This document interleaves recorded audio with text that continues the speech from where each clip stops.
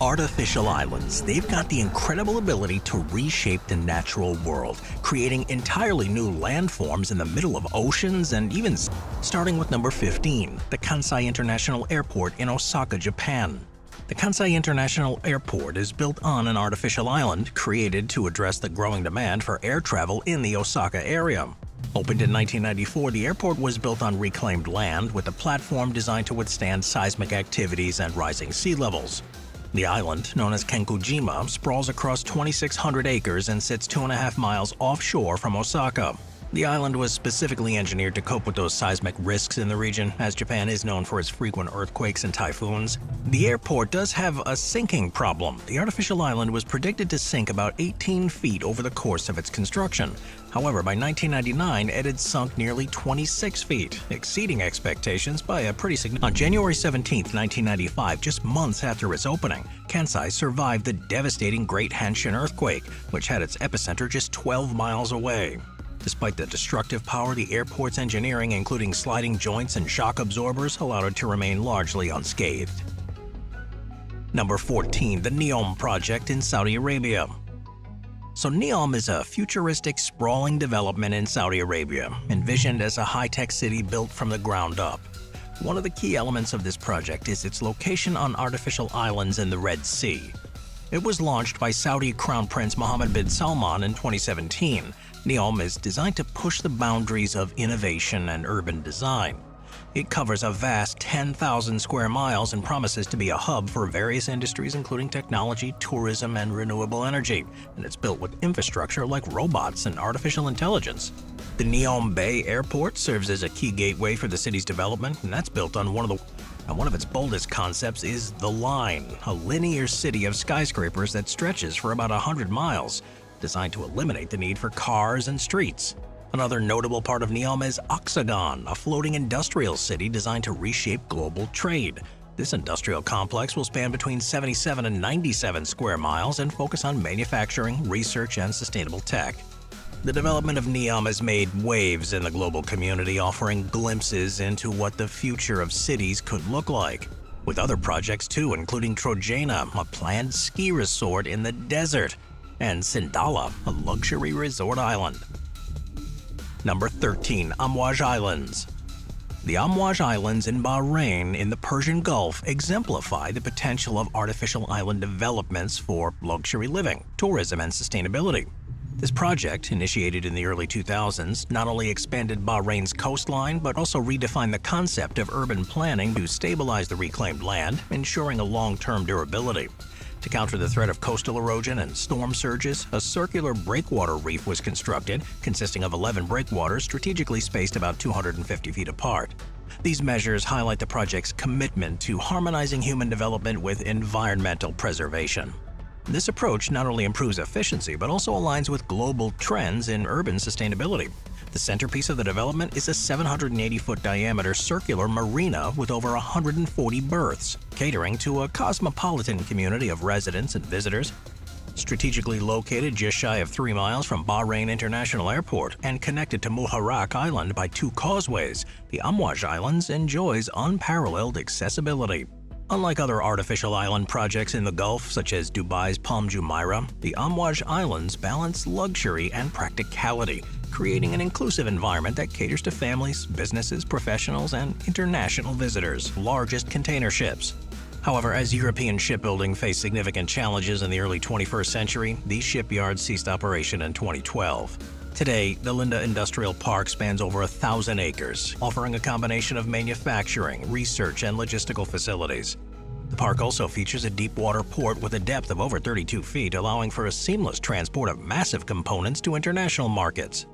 Linda Industrial Park is not without its unique history and highlights. Its deep-water port, originally constructed for shipbuilding, is now used for international exhibitions and demonstrations of offshore wind technology, attracting experts and stakeholders from around the world. The park's facilities are capable of assembling wind turbines over 820 feet tall, underscoring its capacity to support some of the world's most advanced energy projects. Compared to other artificial industrial islands, Linda Park also stands out for its focus on sustainability and renewable energy. While projects like the Amouage Islands prioritize luxury, the Ocean Spiral reimagines urban development by placing a city beneath the ocean surface. This design addresses critical global challenges such as rising sea levels, resource scarcity, and sustainable living. The Ocean Spiral is divided into 3 distinct sections, each contributing to its functionality. At the surface lies a massive floating sphere, 1,640 feet in diameter, which would act as the primary hub for human habitation. This section would include residential zones, commercial spaces, and hotels, creating a self-contained urban environment of sorts capable of supporting up to 5,000 permanent residents. Unlike the luxury-focused developments such as the Amouage Islands or industrial hubs like the Linda Industrial Park, the Ocean Spiral ventures into uncharted territory here, both literally and conceptually. This ambitious project, however, faces some challenges. Shimizu Corporation estimates that the tech needed for the Ocean Spiral will be available within 15 years, with construction taking an additional 5 years. Despite attempts into a future where urban expansion no longer conflicts with nature, but instead seeks to coexist with and benefit from it. Number 10. Pangeos. Pangeos takes its name from Pangaea, the prehistoric supercontinent that existed hundreds of millions of years ago. This project was unveiled in 2022 with an estimated cost of around $8 billion. The proposed site for it is the King Abdullah Port in Saudi Arabia, located about 80 miles north of Jeddah. However, building a vessel of this size requires significant groundwork before actual construction can begin. From a distance, it resembles an artificial island, but its true nature as a mobile city is revealed upon closer inspection. It's shaped like a colossal turtle. The vessel features a shell-like upper deck that accommodates gardens, residential spaces, and a landing zone for aircraft. Each of the turtle's legs houses private villas and apartments, many equipped with rooftop terraces and gardens. But acquire cutting-edge technology. The $8 billion price tag adds another layer of complexity, prompting Lazzarini to explore crowdfunding through NFTs. If construction begins in 2033 as planned, Pangeos could be operational by 2041. However, its completion depends on sustained financial and technological support. For now, it remains a concept, albeit one that captures imaginations of architects, engineers, and dreamers worldwide. Number 9. Ocean Flower Island. Ocean Flower Island is an artificial island located off the western coast in southern China. It's one of the world's most ambitious feats of engineering. With construction beginning in 2015, the island was built to serve as a massive tourism and cultural destination, rivaling some of the world's most famous artificial islands. The project was designed as a broader effort by the Chinese government to develop Hainan into a global tourism destination and to show off the country's growing architecture activity, and it also serves as a focal point for the island's branding and marketing. Since its completion, Ocean Flower Island has hosted several major events, including international conferences, cultural exhibitions, and entertainment shows. These events are part of Evergrande's strategy to position the island as a major tourism and cultural center. The island's luxurious infrastructure and unique design also make it an attractive destination for high-profile visitors and investors. However, the island's development has been overshadowed by the financial struggles of the Evergrande Group, which has faced debt crises and legal challenges, and these issues have raised concerns about the island's future and whether the vision for the Ocean Flower Island will be fully realized. Number 8. Île aux Cygnes. Île aux Cygnes, or the Isle of Swans, is an artificial island located in the Seine River in Paris. It stretches over 2,700 feet in length and it's just 36 feet wide, making it the third largest island in Paris. Originally United States.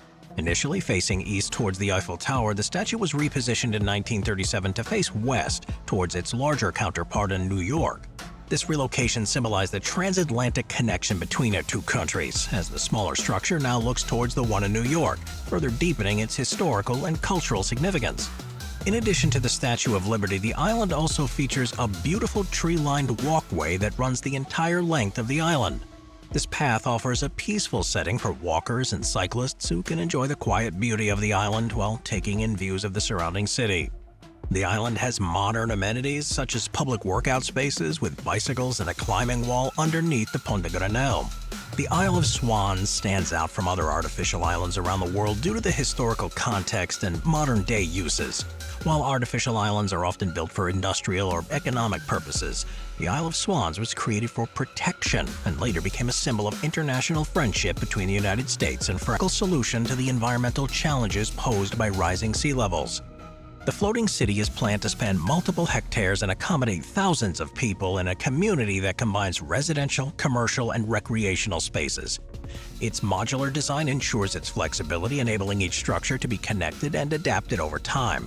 A standout feature of the floating city is its vision. The structures will incorporate artificial coral reefs beneath the city, promoting growth of natural coral and enhancing marine biodiversity. The use of smart grids for energy and waste management ensures the city remains energy efficient, relying heavily on renewable energy sources. Additionally, water canals will replace roads, reducing the need for traditional transport infrastructure and limiting the environmental footprint. In terms of its legal framework, though, the Maldives floating city is set to become the first floating development to offer property rights.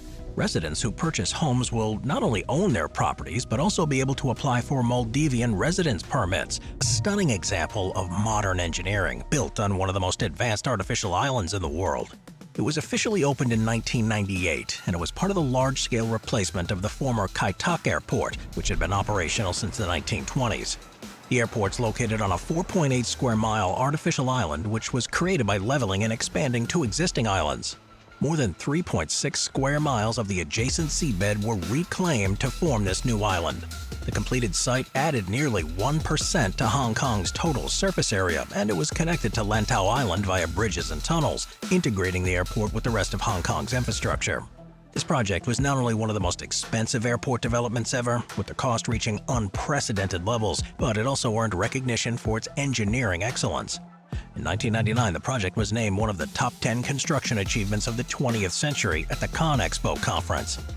The terminal here is equipped with 89 boarding gates, including 77 jet bridges, some of which are scale urban development. Number 5. Flevopolder. Flevopolder, the largest artificial island in the world, is a stunning example of human ingenuity.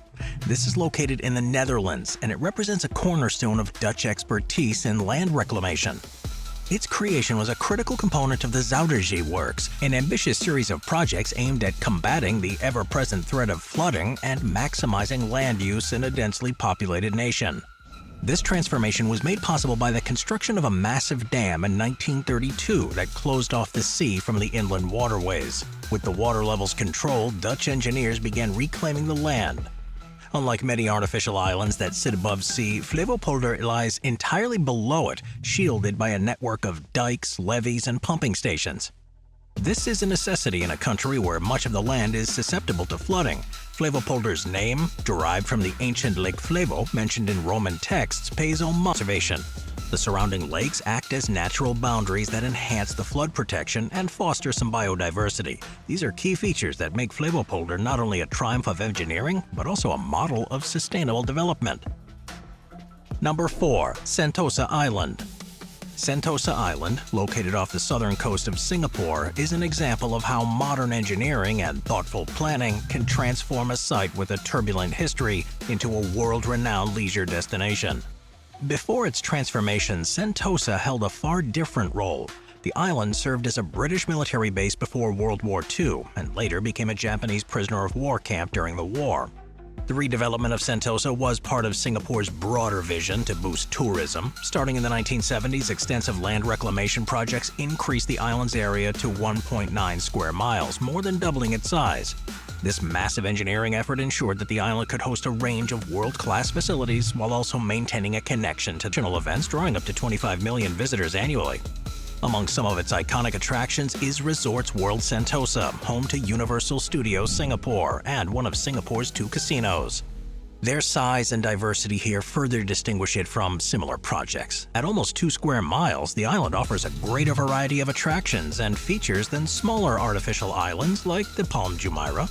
But its dual identity as both a tourist hub and a site of historical significance makes it truly unique. Number 3. The Tianjin Eco-City. The Sino-Singapore Tianjin Eco-City stands as an example of engineering and sustainable urban development. It's built on reclaimed land in China's Binhai district. This innovative project showcases advanced green technologies. The concept of the Eco-City was born from a 2007 discussion between Singapore's senior minister and China's premier. Faced with the dual challenges of rapid urbanization, the two nations collaborated to create a city.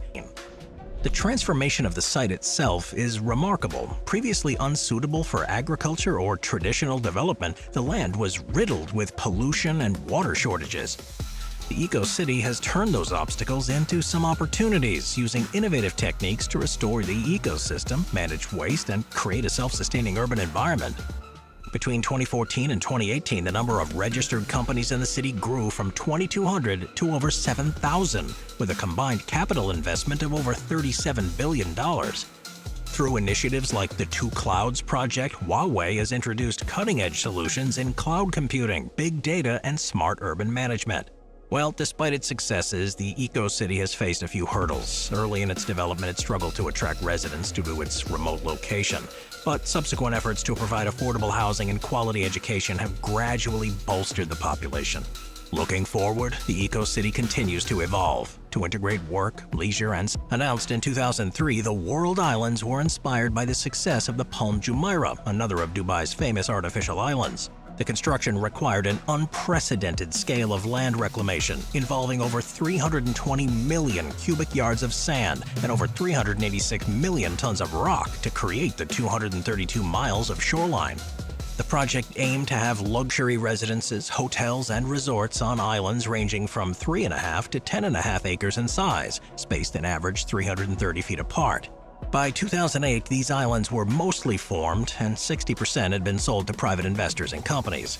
But despite the progress, global financial downturns and technical challenges delayed the development. Despite the setbacks, though, a few islands have been developed, most notably Lebanon Island and the 6 islands comprising the Heart of Europe resort. These islands feature high-end amenities like underwater villas, climate-controlled streets, and luxury hospitality offerings. Another claims that the islands were sinking into the sea, while denied by Nakheel, the developer, added to the project's reputation. Erosion and silt buildup between the islands remained ongoing concerns, as does the lack of infrastructure to support this habitation. However, the project also highlights the risks of pushing the boundaries of engineering and urban planning without really fully addressing environmental sustainability. With ongoing efforts to develop parts of the archipelago, the story of the World Islands remains unfinished, a blend of extraordinary innovation and the unpredictable realities of large-scale human endeavor. Number 1. The Pearl Island. The Pearl, Qatar, is an extraordinary achievement in urban development, standing as one of the most advanced artificial islands in the world. Located in Doha, Qatar, this massive 1.5 square mile development has transformed the coastal landscape of the country, blending luxury, commercial, and recreational spaces. From its inception in the early 90s, once fully completed, the island was expected to house over 45,000 residents, and as of 2018, around 27,000 had already settled in the island's homes, with more continuing to move in. Now, one of the cool features here is its architectural diversity. The island is divided into 12 distinct precincts, each inspired by different cultures and architectural styles, including Mediterranean, Arabic, and European influences. For example, Porto Arabia is one of the most prominent areas, and it's home to a large marina surrounded by 31 towers and a variety of high-end shops and restaurants. The Canat Quartier district is modeled after Venice, Italy, with canals, waterfront promenades, and boutique shops. Other areas, such as Floresta Gardens and Abraj Quartier, boast classical European and Mediterranean themes, with beautiful piazzas, luxury villas, and high-rise buildings. The Pearl Qatar has also incorporated state-of-the-art infrastructure that supports both its residents and the environment. This system provides energy-efficient